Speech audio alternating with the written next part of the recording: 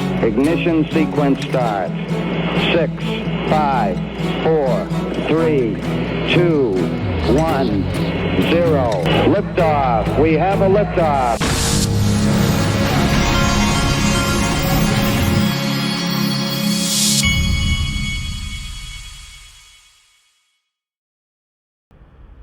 Hey everybody, this is the Digital Asset Investor, and I just took a Sea-Doo ride with one of my friends up all the way up the river, and we went and we saw about a 10 to 12 foot alligator.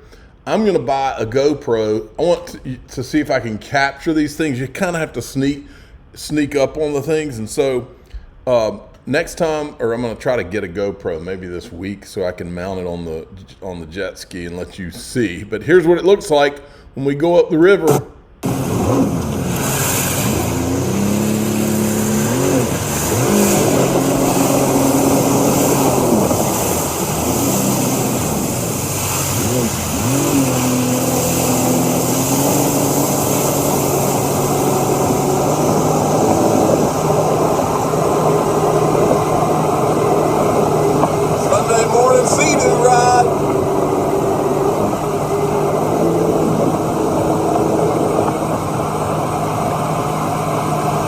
It is really nice going up in the morning when there's no boats out and the water's like glass.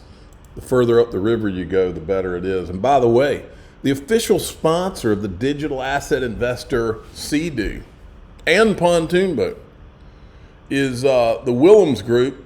That's Jeff Willems and Marcy Willems, his wife. You can go to their website. They're in Arizona real estate, Tucson, Arizona. You can go to wiselisting.com, WISELISTING.com, and go check them out. Very smart, nice people that have come to XRP Las Vegas 2 years in a row. And I just got to talking to them one day, and they said, "Yeah, I'd like to sponsor the wave," because back then I had ProCoin News, and they were my sponsor for my hunt club, and so I said, "Well, I don't have a sponsor for my pontoon boat or my Sea-Doo." And there you have it. All right, Baba Cugs, who is the official lightning rod of the Digital Asset Investor channel. He's been out of pocket lately, but I saw this tweet from him, and I was like, 1000% agree with this.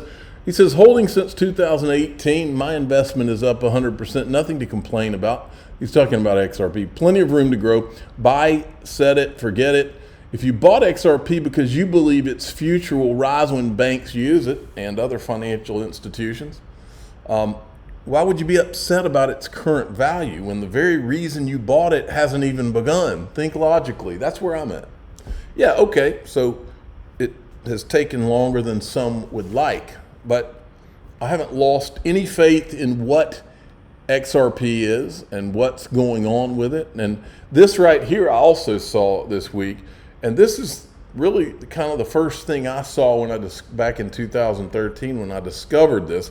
I don't know if all these people were there yet, but this is the gist of what locked me onto the fact that Ripple is no ordinary company and XRP is no ordinary digital asset. Meet the team. This is when it was called Ripple Labs. Our team of cryptographers, security experts, distributed network developers, Silicon Valley, Wall Street veterans, blends experience from the likes of Apple, Boku, Elon, Fiserv, Flipboard, Goldman Sachs, Google, Jumio, Microsoft, NASA, the New York Fed, the NSA, Square, Twitter, in the early days of Bitcoin. But that's not it, folks. This was going around today, 60 Minutes with Janet Yellen, and they're showing where Janet Yellen's got her signature on the money, these ridiculous pallets of money that are printed, and they're talking about how there's 2 women. And I said, well, there's another, and that would be Rosie Rios, who I'm not sure if she's still on Ripple's board, was on Ripple's board, maybe she still is, I haven't checked lately.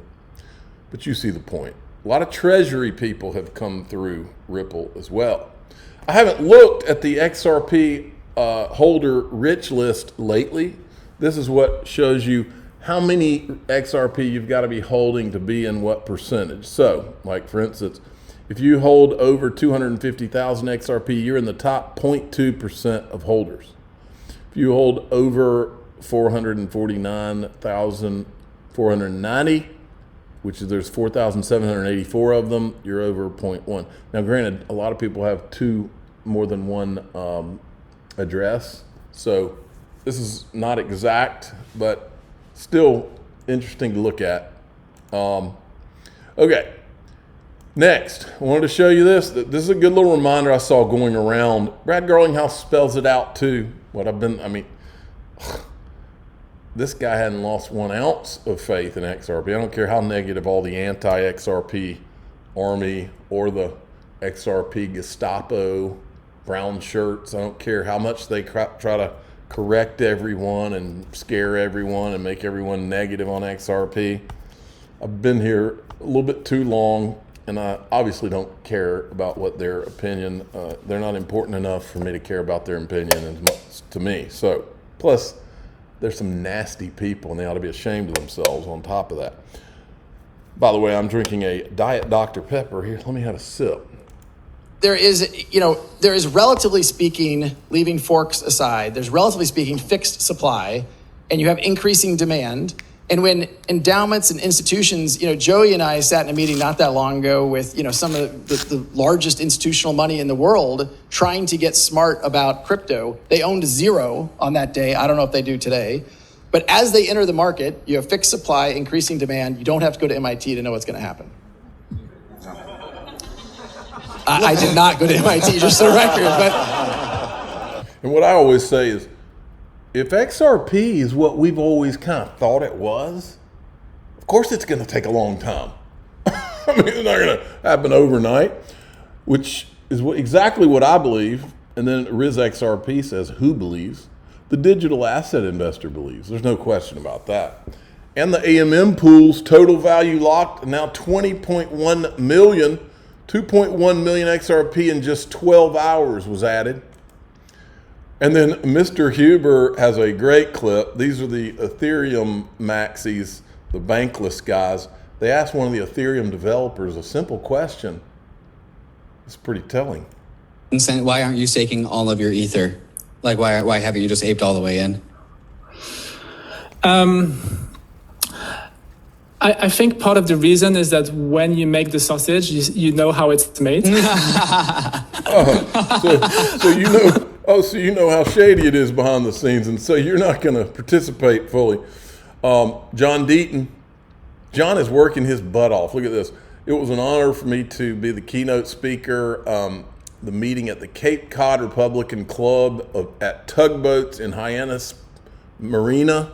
Man, I've always wanted to go there. I'm going to have to take the family up that way here soon. I've always thought it looked cool up there. Look at John Deaton. He looks like John really seems to love the whole campaign trail. I can't imagine doing that all the time, but John seems to be very good at it, and he seems to be enjoying himself, and that is good. All right, I want to show you a little bit of this video, maybe not the whole thing. While everybody is listening to Hawk Tula videos, please. I'm sure her parents are proud. This is what the adults in the room are watching. The CBDC may be a solution in search of a problem. So there are countries who are not believing in the future of this kind of digital currency, but also there are intelligence organizations, and I mean in the West, that are pointing the finger to China, looking at, let's say, a sort of digital yuan as a way to avoid sanction, avoid using SWIFT. What's your take on this, Andrew? A couple of things. Maybe I'll start, if I may, by picking up on Xiaogeng's comments about renminbi internationalization. He and I were working together about probably 10 years ago now on the question of renminbi internationalization as well. I think completely agree with his comments, and it comes down a little bit to being more specific. What do we mean by internationalization? And classically, it means the use of the currency as a reserve asset, and the dollar took over from the pound sterling, and will the renminbi at some point in the future take over from the US dollar? And basically, Xiaogeng's answered that question about the need for questions on institutions. Short term, there's a question of benefits and its use, the use of the renminbi in trade. And if I'm sitting now somewhere maybe in the UAE, and I have a choice between pushing a button and paying in renminbi and the trade settles immediately because I'm using the CBDC, versus going through the traditional correspondent banking system and it takes me a few weeks, or maybe it's just a few days and it costs me more, well, maybe I will do that trade in renminbi. And for that instant, as it were, I'm happy to do the trade in renminbi, as long as I can immediately switch out of renminbi through some offshore market into dirhams or dollars or whatever. And in that narrow sense, the CBDC may, or the leadership of the renminbi may give China some advantage. But as I touched on earlier, China is also very heavily engaged in getting the operationalization of working across digital currencies, which would remove that need, exactly as in Project Arbor between Saudi and the UAE. They've already said, we don't need to decide on the dirham or the rial. We can just create a mechanism where we trade together in the currencies we each have. And this is primarily a domestic question. Now, I'm going to stop right there. Now, as we go into DAIXRP.com, you all know, I talked yesterday about the petrodollar and how now things are happening that we're not allowed to talk about out here. We can, the whole reason I created DAIXRP.com was because of, I'm going to show you a little bit more of it today. There's another thing going to happen around this. Now that the petrodollar issue is out there, now our government and our government-controlled propaganda media is all over trying to show you video that makes Saudi Arabia look bad, that they've been sitting on for literally at least a decade, probably, at least. So we're going to show you something else going on with that. I'm the digital asset investor. I'm not an investment advisor. This is for entertainment purposes only. Please subscribe, hit the like button, and tell your friends and family that away we go.